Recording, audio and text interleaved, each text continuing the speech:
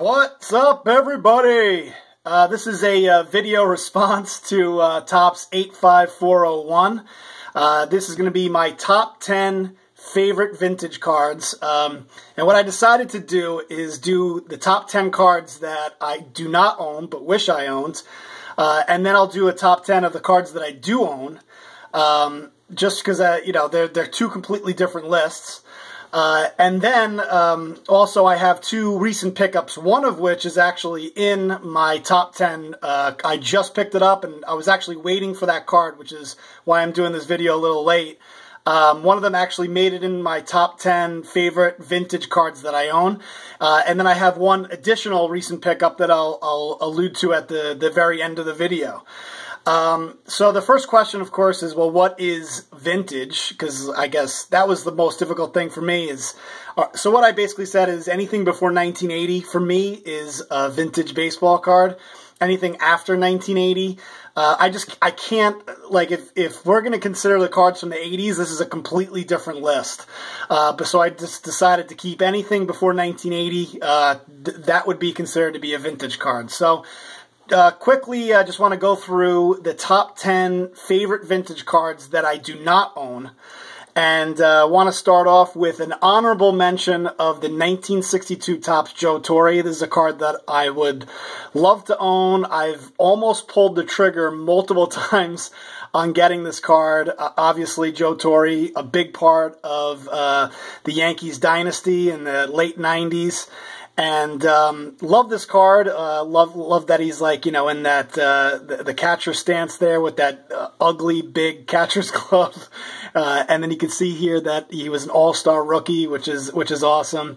For whatever reason, I haven't pulled the trigger on it. It's actually kind of difficult to find, like, a really nice version of this card, but it's relatively cheap, so it's something that I would think over, at some point in my life I'll end up getting this card.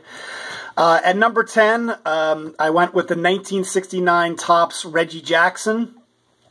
This is one of those cards that, like, I don't know how I don't own it at this point. I mean, since I was like 10 years old, I've wanted to own this card. And it's become a lot more affordable, now that I'm a little older. But it's still a card that I don't own, but would love to own. Number 9, the 1968 Topps Ryan Koosman. Obviously, just such an iconic card. And a card that I've almost pulled the trigger on a couple of times.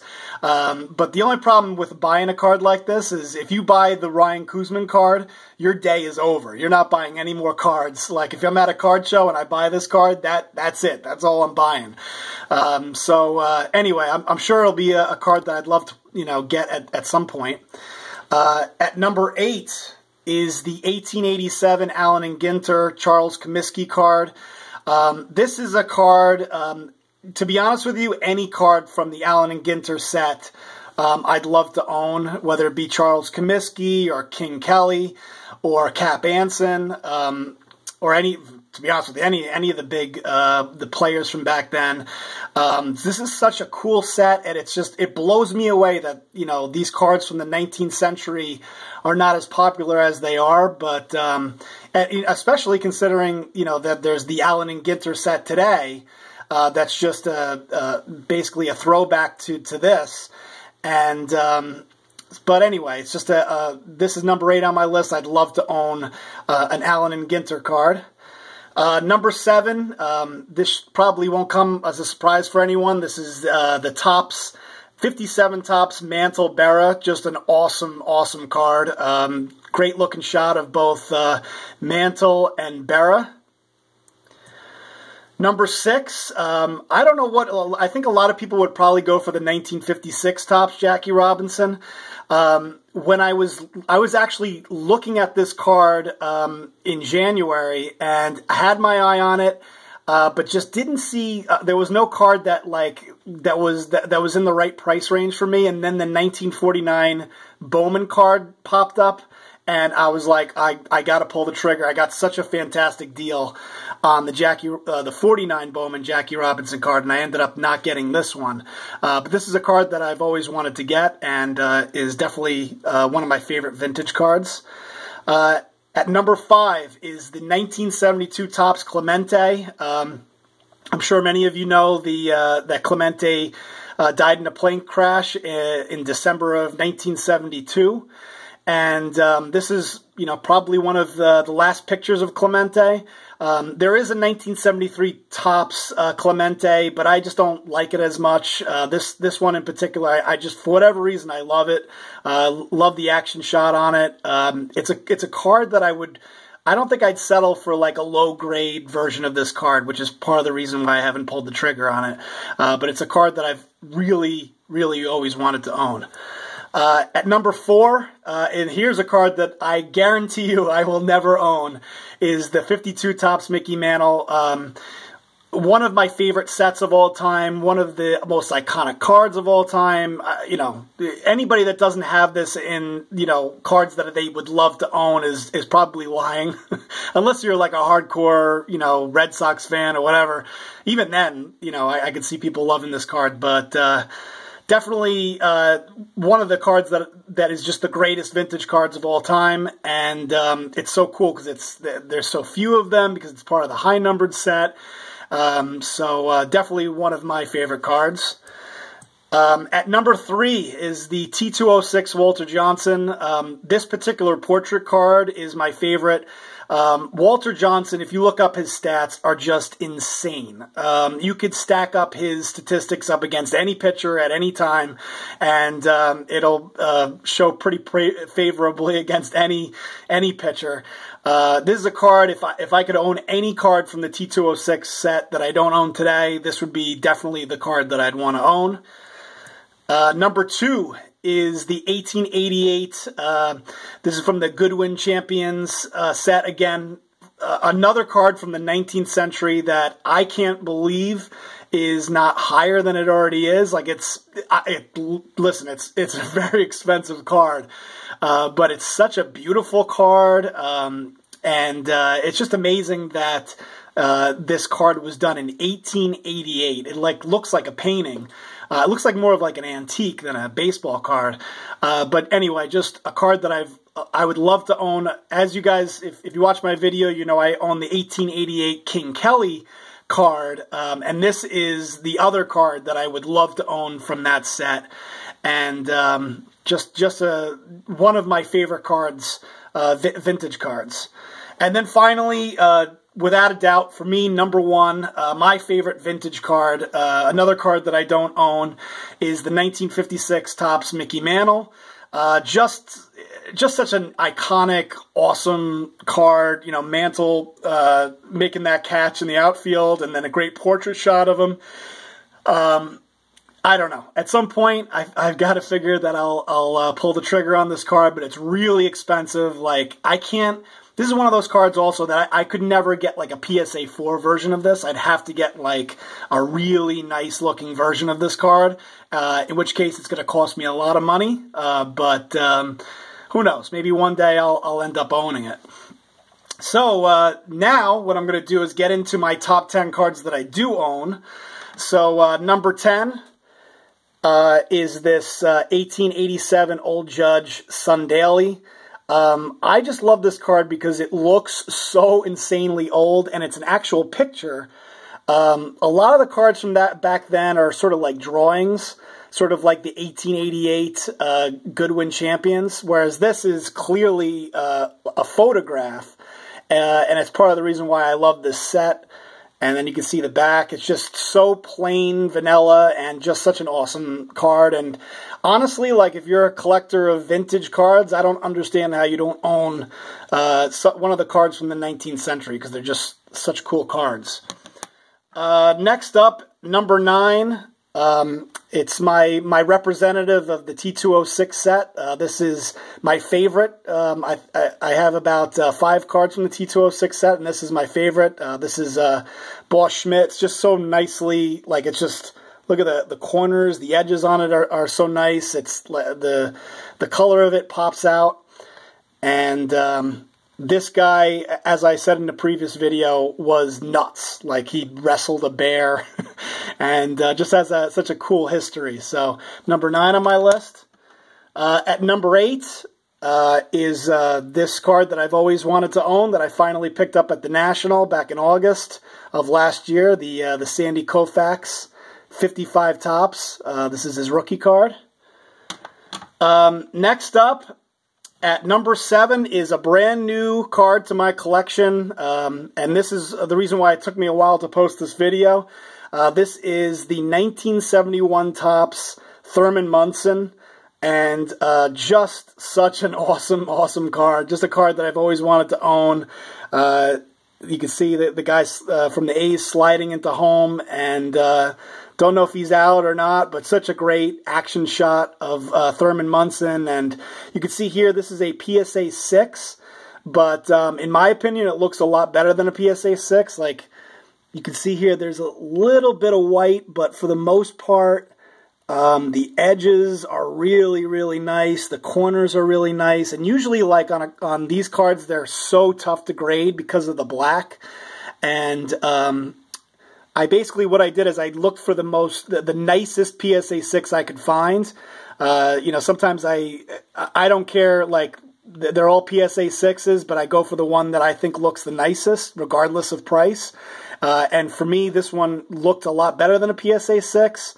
So I'd love to hear, you know, what you guys think, but I thought this card just looked fantastic. So I picked it up, and just a card that I've always wanted to own, and finally pulled the trigger on it. At number 6, and I alluded to it earlier, is this 1949 Bowman Jackie Robinson card. And such an awesome card.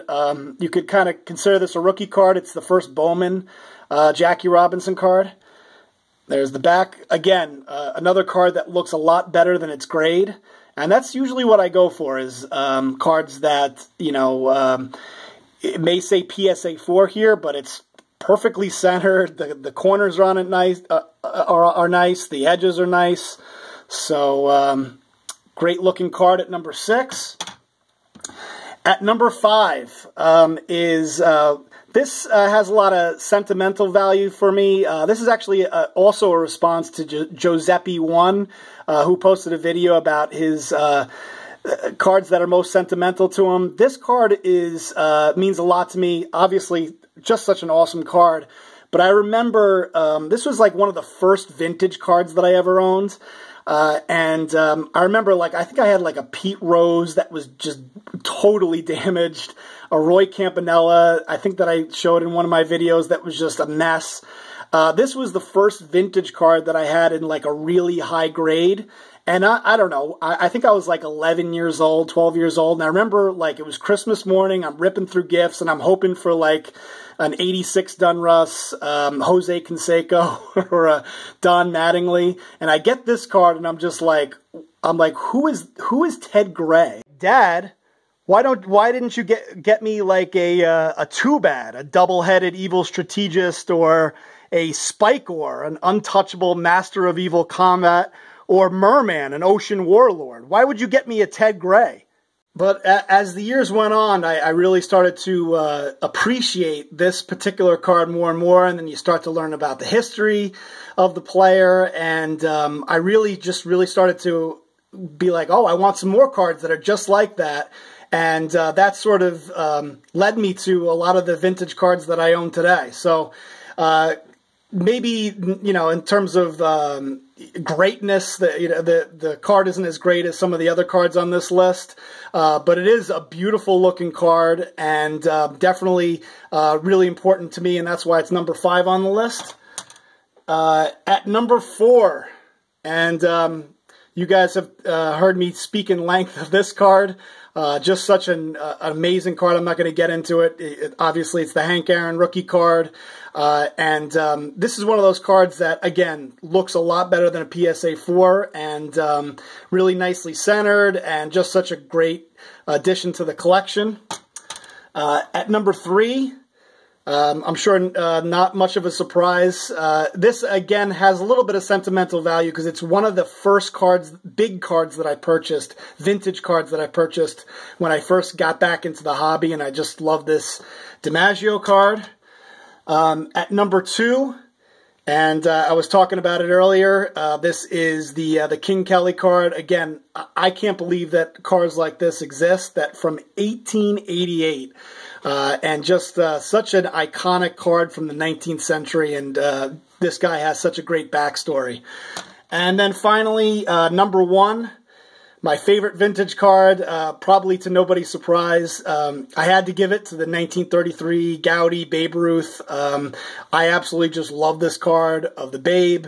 Just such a, like, and compared to the other, I know that there's other Goudy Ruth cards. I don't even really like those cards. I like this card. It's like of him swinging, you know, with the stadium in the background. Just my favorite vintage card that I own. And just to finish off, what I showed you guys earlier, this is my latest pickup, Thurman Munson, and again, one of my favorite vintage cards ever. And then my other pickup, and this is goes back to my, you can see here, this was part of my most undervalued baseball cards, and this was on my list. Not because, more from the perspective that it being undervalued, because I think it's going to go up in value over the next couple of years as Barry Bonds eventually makes his way into the Hall of Fame and people start to appreciate him as a player. And I picked this card up mainly because I just think over the next couple of years this particular card is going to go way up in value. So I wanted to pounce on it now while it was still somewhat affordable. And you can see here, it's a Gem Mint 10, 86 Topps traded. I would love to go out and get the Tiffany card, but it's like over $1,000. And just not looking to spend that kind of money. So anyway, there you have it, guys. Those are my favorite vintage cards. Obviously, also the vintage cards from my list for cards that I'd love to own, and then two of my recent pickups. So hopefully you enjoyed the video, and thanks for watching, and feel free to leave comments, and I'll talk to you soon. Thanks a lot.